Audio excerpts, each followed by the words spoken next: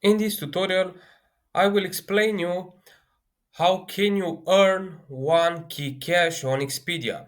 So first of all, to be able to earn one key cash, you will need to make some bookings on Expedia, like flights, hotels, cruises, whatever you want.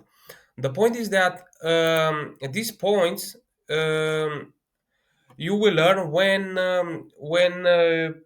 you make a booking. So you will earn up to 6%. Basically, for every dollar that you will be spent here, you will earn 6%.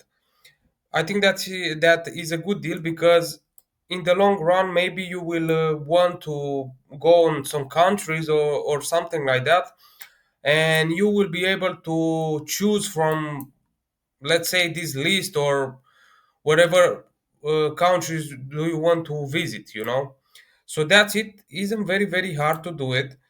You will be able to find the OneKeyCash here on your profile. As you can see here, here is the balance. So yeah, that's it. Hope that this video will help you, and we will see in the next videos.